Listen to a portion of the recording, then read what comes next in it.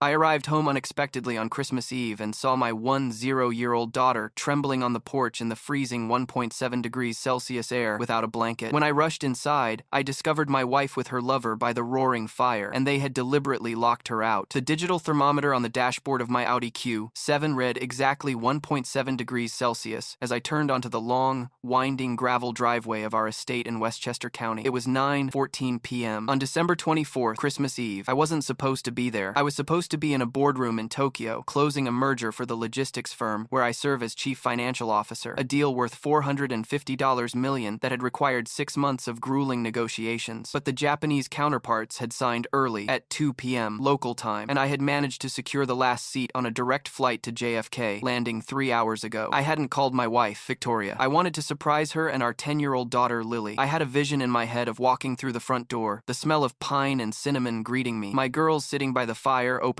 one early gift. I had the gift in my bag, a vintage first edition of Alice in Wonderland that Lily had been asking for, which I had procured from a rare book dealer in London for $4,200. That vision shattered the moment my headlights swept across the front porch. The house, a sprawling Georgian colonial valued at $2.8 million, was blazing with light. The Christmas tree in the bay window was lit, the multicolored LEDs blinking in a rhythmic, cheerful pattern that felt obscene given what I was seeing. Sitting on the teak bench on the front porch, curled into a ball so tight she looked like a discarded pile of laundry, was Lily. She wasn't wearing a coat, she wasn't wearing boots. She was wearing her thin cotton pajamas with the snowflake pattern and mismatched socks. I slammed the brakes so hard the SUV skidded on a patch of black ice, coming to a halt 10 feet from the steps. I didn't even put the car in park. I just killed the engine and threw the door open. The air hit me like a physical blow, a wet, biting cold that seeps into the bone instantly. I ran up the steps, my Italian leather loafers slipping on the frosted stone. "Lily!" I shouted, dropping my briefcase on the frozen ground. She didn't look up immediately. Her head was buried in her knees, her small frame shaking with a violence that terrified me. When I touched her shoulder, she flinched, a sharp, ragged gasp escaping her lips. I pulled her face up. Her lips were a terrifying shade of pale blue, and her skin felt like marble. "Daddy?" she whispered, her teeth chattering so hard the words were barely intelligible. I knocked. I knocked for a long time. I didn't ask questions then. I didn't ask why. I ripped off my cashmere overcoat, wrapped it around her, and scooped her up into my arms. She weighed only 60 pounds, light as a bird, but she felt like a block of ice against my chest. I turned to the front door. It was a solid mahogany double door with a reinforced steel core, installed 2 years ago for $12,000 to ensure our safety. I tried the handle. Locked. The deadbolt was engaged. I reached for my keys, my hands shaking not from the cold, but from a sudden blinding rage that made my vision tunnel. But then I looked through the narrow glass pane alongside the doorframe. I could see into the living room. The fireplace, a massive stone hearth that consumed expensive birch logs at a rate of $50 a night, was roaring. And there, on the Persian rug I had bought in Istanbul for our 5th anniversary, lay my wife, Victoria. She was laughing. She was holding a glass of wine, a 2015 Cabernet that I had been saving for a special occasion, and she wasn't alone. Lying next to her, propped up on one elbow, tracing a finger along her arm, was a man. I recognized him instantly. It was Julian, the landscape architect we had hired last spring to redesign the terraced gardens, a project that had ballooned from $40,000 to $115,000 over 6 months. I had signed the checks. I had shaken his hand. I had thanked him for his vision. Now, his vision apparently included my wife and my living room, while my daughter froze to death 5 feet away. I didn't ring the doorbell. I didn't knock. I punched the code into the electronic keypad, 4821, but the light flashed red. Access denied. She had changed the code. She had locked the perimeter. This wasn't an accident. This was a fortress built to protect an affair. I looked down at Lily, who was sobbing silently into my shirt. "Hold on, baby," I whispered. I walked to the large bay window to the left of the door. I knew the latch on this specific window was faulty. I had reminded Victoria to call the contractor to fix it 3 times in November. She had sworn she did. I prayed she had lied about that too. I placed Lily gently on the bench for 1 second, jammed my fingers under the sash, and heaved. The window groaned, the paint seal cracking, and it slid up. Thank God for procrastination. I climbed through, knocking over a vase of poinsettias that shattered loudly on the hardwood floor. I reached back out, grabbed Lily, and pulled her into the warmth. The sound of the breaking glass must have alerted them. By the time I stood up, Lily in my arms, Victoria and Julian were scrambling. Julian was half-dressed, his shirt unbuttoned, looking around frantically for an exit. Victoria was pulling her silk robe closed, her face flushing from a romantic glow to the stark white of absolute terror. "Robert?" she shrieked, her voice cracking. You're in Tokyo. You're supposed to be in Tokyo." I didn't look at her. I walked straight to the thermostat on the wall. It was set to 24 degrees Celsius, 75 degrees Fahrenheit. It was a tropical paradise inside. I looked at the digital clock on the oven, 9:18 p.m. "How long?" I asked, my voice sounding strange to my own ears. Calm, detached, mechanical. How long has she been outside, Victoria? Victoria stammered, stepping over the spilled wine.